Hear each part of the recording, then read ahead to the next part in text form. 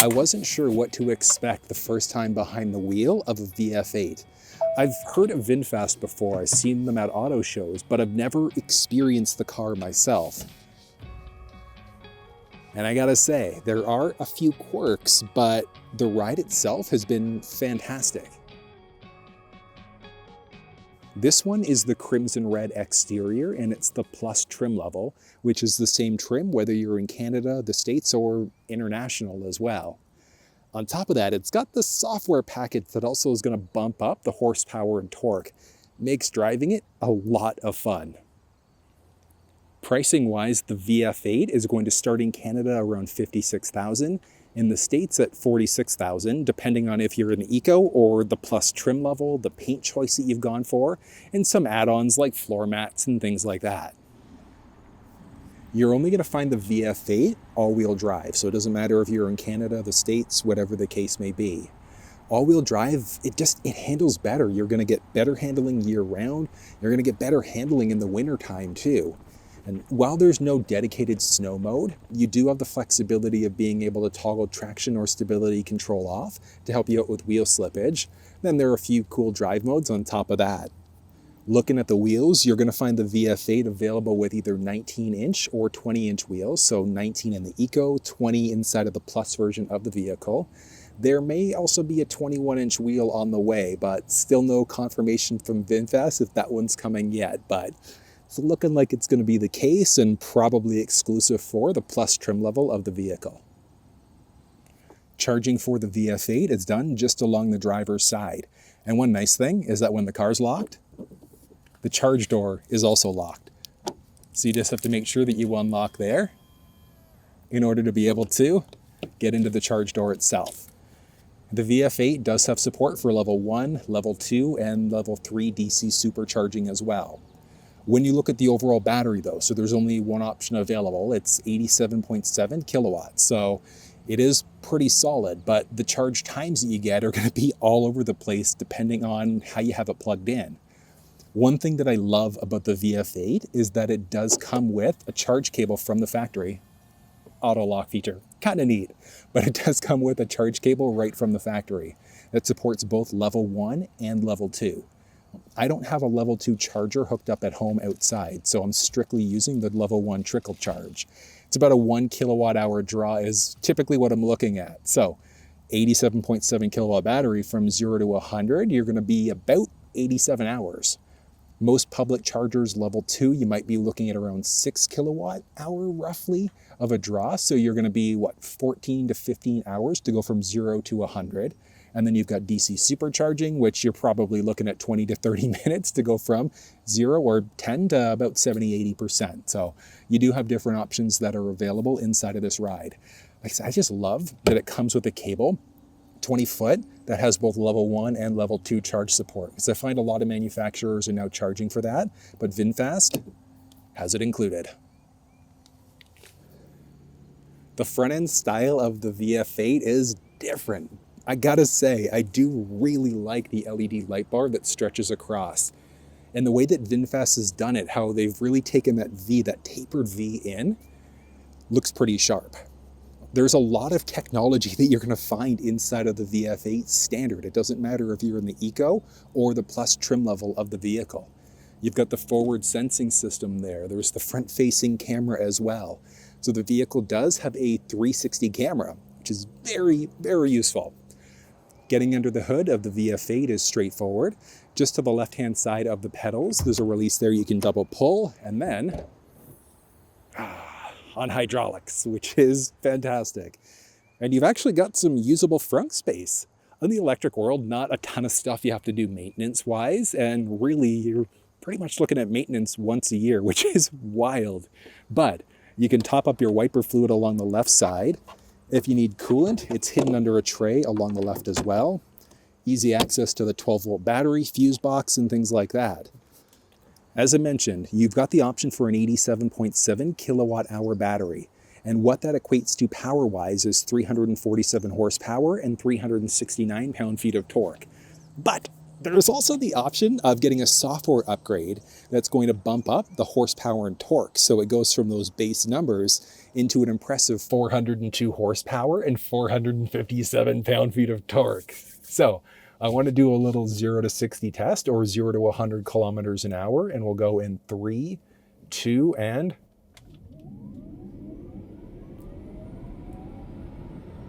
100. Oh, VinFast. Nice. Very nice. Very nice. So the 0 to 100 there, pretty impressive. Pretty impressive. It's good. And I was in sport mode there. So there are 3 unique modes that you're looking at. There's an eco mode, a normal mode, and then the sport mode. With sport mode, obviously unlocking the best possible performance that you're going to get inside the car. And sport mode, just a boatload of fun. I would really like to see like a sport unlocked or an extra performance mode, but still getting that added software boost. If you're the type of person where you like better acceleration, that's definitely the way to go. The overall range that you get inside of the VF8 is going to depend on whether you're in the Eco or the Plus trim level of the vehicle, and then whether or not you have that added performance package.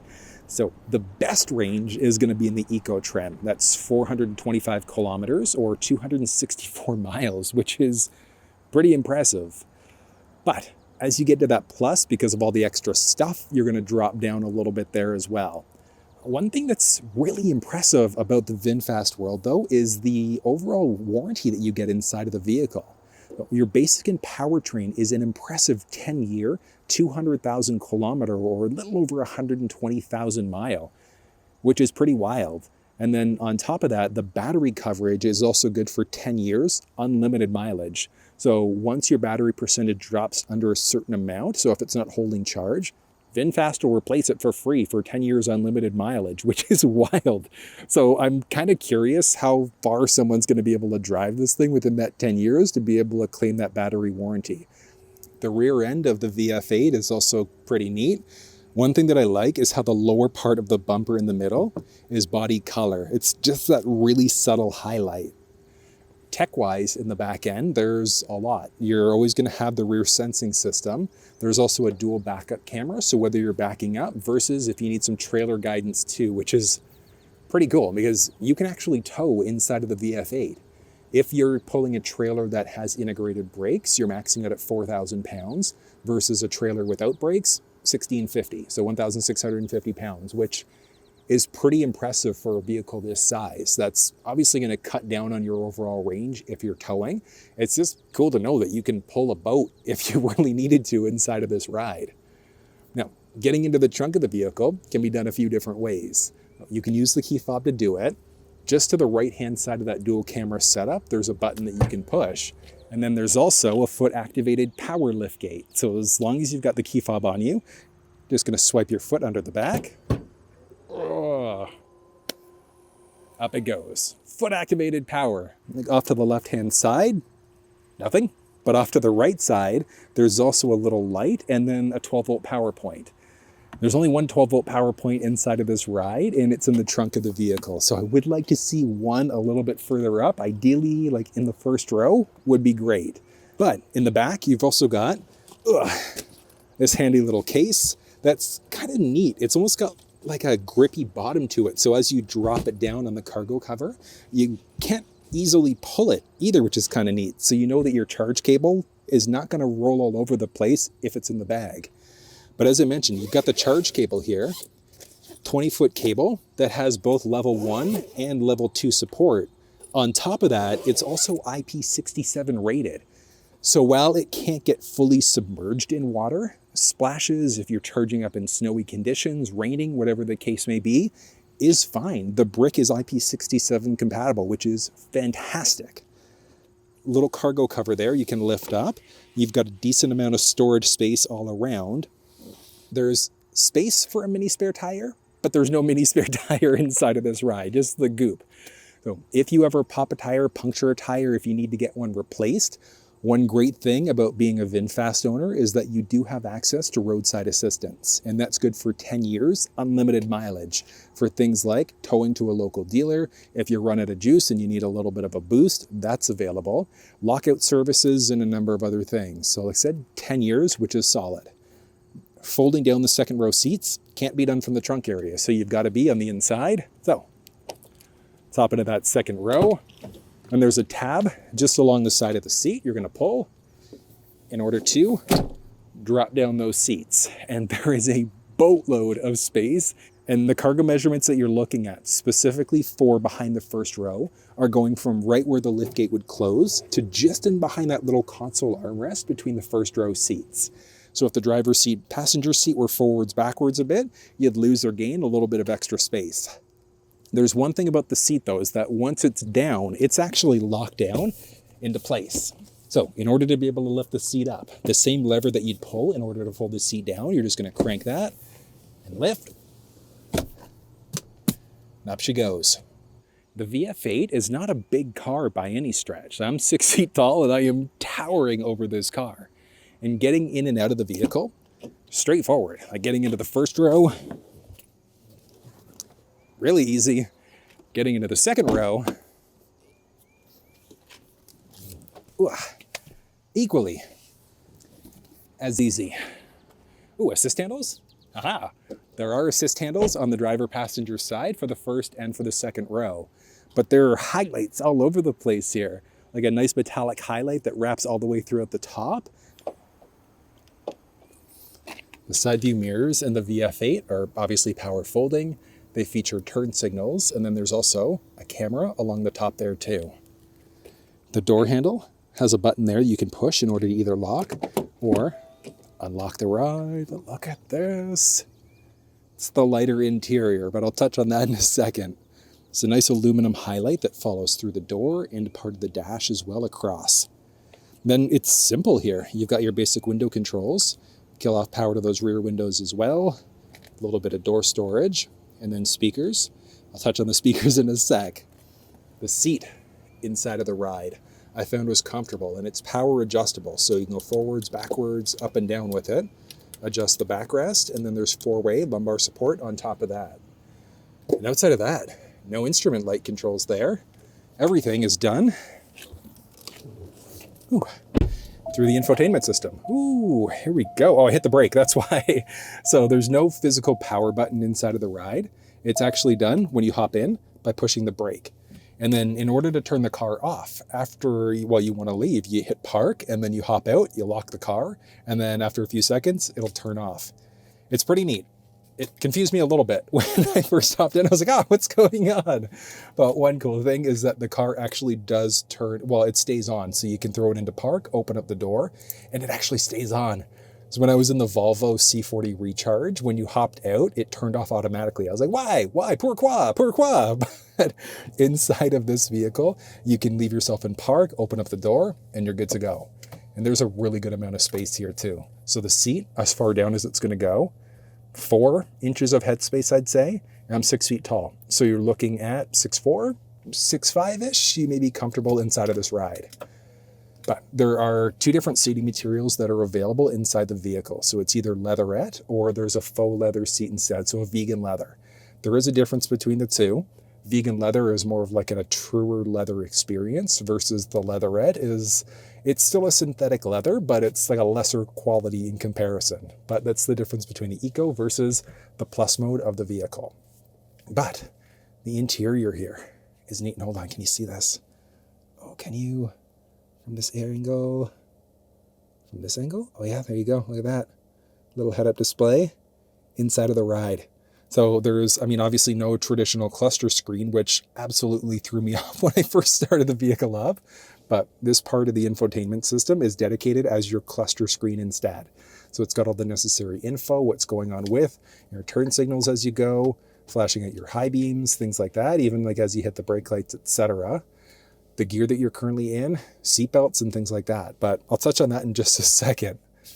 The steering wheel inside of the ride I found was fairly comfortable. You've got basic controls here, and then you've got adaptive cruise control on top of that. But if you want to know how to use the actual steering wheel buttons, use the adaptive cruise, or navigate through the infotainment system, check down below. I put together a really, really comprehensive video. But like I said, everything for the most part is controlled here. You're controlling your lights, so your fog lights, turning yourself into auto mode. You're controlling the side view mirrors here too. That one caught me off guard because there are no window or mirror controls. So you can adjust the left versus the right by utilizing the pad here in order to do it. You can fold your mirrors, you can adjust your steering wheel this way so it's power telescoping, but when you're on that screen, you can then adjust the steering wheel as necessary. Heated steering wheel with it heated all the way around. Said head-up display with a boatload of available information there. And then there's also control for the sunroof. And one cool thing is, unlike a lot of other electrics where it's just a fixed panoramic roof, this one, hold on, you could open the shade, you could open the glass, open them both simultaneously. Look at this.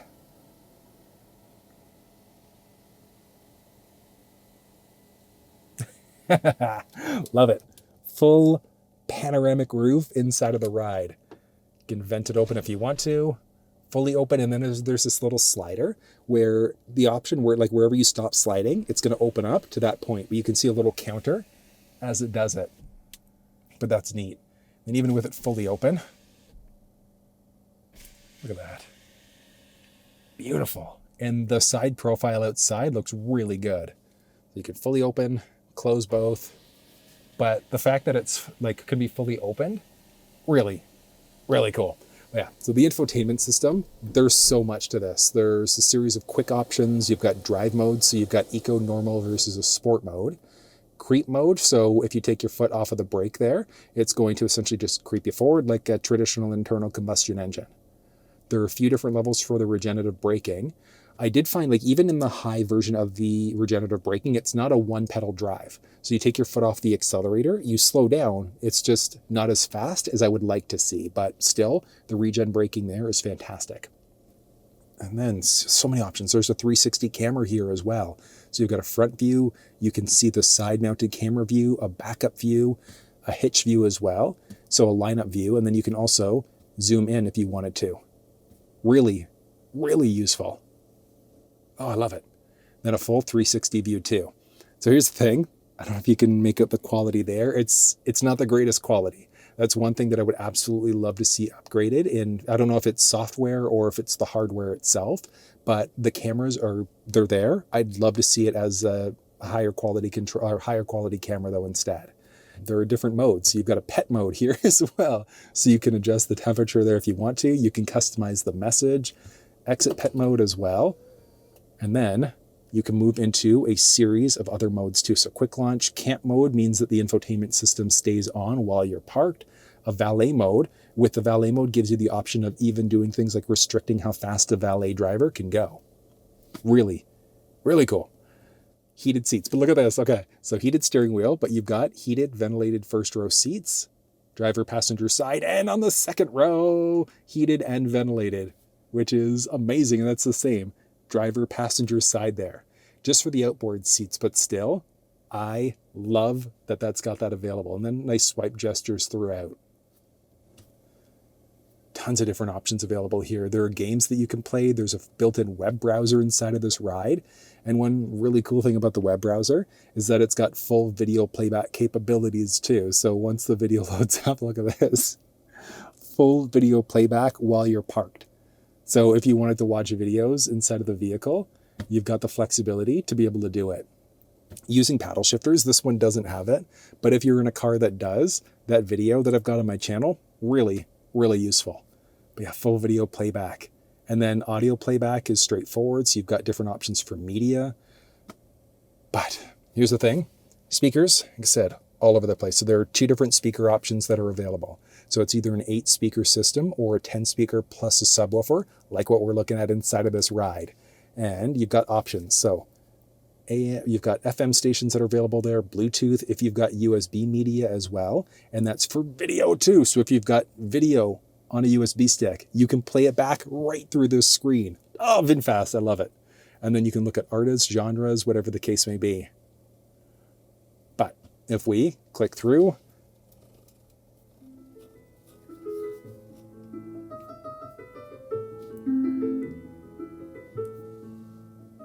The audio in this car is so good. And the audio, so the audio that you're listening to there is coming right out of the speaker, or right out of the microphone, I should say. So there's no post-processing done that I do whatsoever. But the audio quality is so good. They want me to do something that can make sense. They hate when I keep dreaming I'll be famous. It's so good. Honestly, I love the audio quality that you're going to get inside of this ride. Really cool. You can mute out pushing this button. So you can adjust the volume this way, mute out by going this way instead. But if you want to, like I said, full walkthrough, you'll find it down in the description of the video. But there are so many things about this screen. Down below, you've got USB power point, so 2 USB Type A. There's a wireless charge pad. And then, interesting way that they've designed the shifter. So you've got your park, reverse, neutral, drive. But switching in between, straightforward. As you go into reverse, side mirrors can tilt, but you can toggle that off if you wanted to. You can also, like I said, turn the screen off. You've got your 4-way blinkers there. Teeny little storage tray. Not a ton of space, but still, it's there. Glove box is a nice amount of space there. The blind spots inside of the vehicle are not bad by any stretch. Yeah, the visuals. Oh, that head-up display. Nice and subtle. I love the way that it looks. Overhead, you've got an auto-dimming rear view mirror. Basic, so this is your SOS mode. You've got cabin lights. You can toggle it on this way. There's also light controls inside of the vehicle here too. Like so many different options here. Oh, I love it. But so many options. The visor, fully sliding, has a light built into the vanity mirror there. Is it sliding? So that blocks, I'd say, all of the sun that's going to hit your face.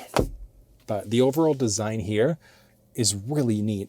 I do miss having a traditional cluster, but having the head-up display is useful unless you're wearing polarized sunglasses. And this is the same way with every vehicle I've been in. So polarized glasses and head-up displays, they don't mix by any stretch. But seat wiggle test, it's really good. Let's up back to that second row.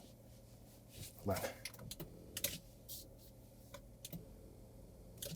There we go. Okay. So that's the way that I would traditionally drive with myself being set up. 6 feet tall. Ooh, look at that. Similar design style to the first row there. Got that lighter seating material. The lighter seating material is good. I'd only be concerned about it getting dirty. So I'd probably go for the dark one myself, but still it's good. And so with the driver's seat set up for myself being 6 feet tall, inside of the second row, good amount of foot space, knee space as well. And up overhead, it's a little tight, but like an inch and a half roughly of head space. But I can at least sit inside of the second row of this vehicle. The seats are super comfortable too. And like I said, you've got the option for heated, ventilated second row seats. There are no switches to control that though in the second row. So you have to do it through the infotainment system if you really wanted those heated, ventilated seats toggled on. But I mean, outside of that, like there are a few things. You've got speakers everywhere as well. Your basic window control, some storage. There are pockets behind both the driver and the passenger side. You've got 2 USB Type A power points and then a 90-watt fast charger back there too. So a USB Type C. Very, very useful. The seats here, fully locked into place, but you've got cup holders there. Cha! I love that. There's just something about cup holders like that. I don't know what it is. I love it. Super useful though. Then pull down from there. Anchor points are there if you've got child seats, top tethers, and behind the seats on top of that. And you can see there's a handle light as well. And that's the same thing along the driver's side there. So a little handle and a light. No hook. Clothing hook at all, unfortunately. But really, drop this down, put a hanger on her if you really need to. Now, I did mention 12-volt power points. So the only one that's available is in the trunk. I would love to see one more 12-volt power point somewhere, ideally in the first row. I would like to see that just because I've got a dash cam. You can get an OBD2 plug if you really wanted to, but having a 12-volt there I think would be useful. There's no other power points in the second row there outside of the bunch of USB. So one in the trunk, that's really your only option. Let's go and have a little bit of fun in this ride.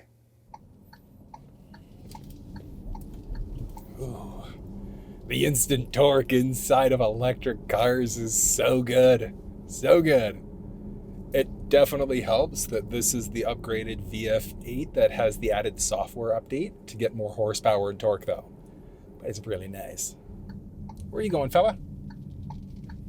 All right, some en route handling. Ooh, VinFast! All of the technology inside of this car is wild. There are a lot of things that you're going to find in other vehicles, like there's adaptive cruise control, a full lane centering system that can take you fully around bends on top of that. But here's the thing. It only works for about 10 to 15 seconds or so, hands-free, before it tells you that, yeah, you've got to put your hands back on the steering wheel. There's a message inside of the infotainment system. One thing that I still haven't gotten used to in this car yet is the lack of a physical cluster screen. So I guess one cool thing is that it's got a head-up display inside of the ride, so you can at least see your vehicle speed, the road speed, if you've got your driving safety technology set up and you're using it, along with a map. So it'll have turn-by-turn directions right inside of the cluster screen, which is amazing. But it doesn't have the head-up display, but it doesn't have an actual cluster. Everything is going to show up on the left side of the infotainment system though, so your vehicle speed, all of your different safety settings and things like that, including a pretty unique view of cars as they pass you, because these things are passing me and you can see them inside of the blind spot system, which is pretty cool. But it shows the vehicles moving right inside of the infotainment system too, which is kind of neat. You can hear a bit of road noise. I'd like to see a little bit more active noise cancellation inside of the car, but for the price point that it's at, it's hard to complain. It's pretty quiet, just like driving regular city streets. And then on the highway here, a little bit of road noise. Let's try some handling here.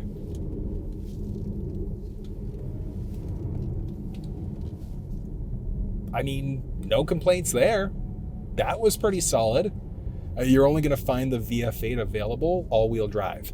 So you're going to get better handling overall. You're going to get better handling during the winter time too, which is extremely useful. Now, one of the quirks that I was able to find inside of the VF8, if you click through and you go into your settings, you're going to go to your vehicle and to doors specifically. You've got a couple of useful features, like what is the key fob unlock? When you go hit the unlock button, all doors, just the driver's door, but this one, the lock unlock feedback. So you've got nothing happening when you unlock the vehicle, lights come on, horn come on, or both. Both is pretty useful, but it's not subtle by any stretch. All right, go. So vehicle right now is technically turned on. So I'm just going to lock. To me, that's just like your horn or panic alarm when you either lock or unlock the vehicle. So I think that needs to be a little bit more subtle for sure in comparison to making it sound like somebody's trying to steal the car. The first time it happened, I was like, what's happening? So that's one little quirk. On top of that, the handle on the door the door handle here for all four doors, plastic. I think that could be wrapped, like ideally in like a little neoprene material or something, just to make it a little bit nicer, but the grip is okay. I think the quality could be improved a little bit. One thing that I love is that you can fit a large water bottle in. It's so rare for me to find a car that can actually support this larger water bottle. So being able to actively fit that inside of the driver door, well, any of the doors really, is amazing. Coming up to the last little bit, being inside of the VF8, and I gotta say, this has been a pretty good drive overall. But you can find all of the build details for this vehicle and then links off to VinFast Canada and US down in the description. But if you found this video useful, give it a thumbs up, share it with someone if you think they might find it helpful, and until I see you next time, take care.